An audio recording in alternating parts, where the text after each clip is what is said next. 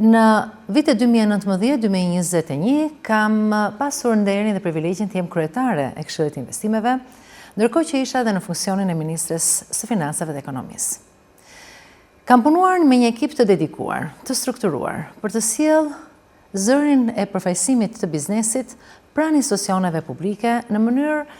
që dialogu, komunikimi të realizojë një bashkëveprim më të mirë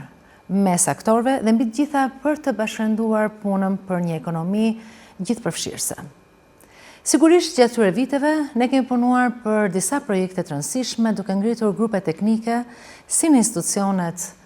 politik bërse, ashtu dhe në përfaqësimin e biznesit, ku me ekspertizën dhe të donatorëve të huaj që i falenderoj posaçërisht,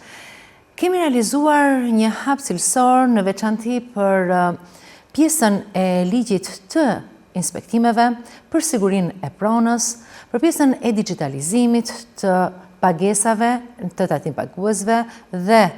rimbursimin e TVSH-s dhe rritjen e potencialit të investimeve në fusha të rëndësishme, siç është energjia, agropërpunimi, turizmi e tjerë. Ky ekip i dedikuar ka qenë një mbështetje e padiskutueshme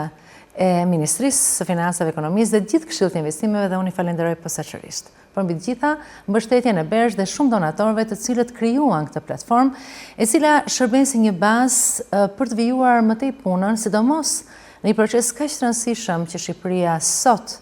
është, ai integrimit evropian. Prandaj unë shpresoj që ky proces të vijojë si një proces dialogu dhe komunikimi, dhe jo thjesht një trizë diskutimi, ku sondazhet dhe vlerësimi që vijnë nga sondazhet t'i shërbejë politikbërjes për vendime të duhura në mbështetje të sipërmarrjes dhe zhvillimit ekonomik të vendit.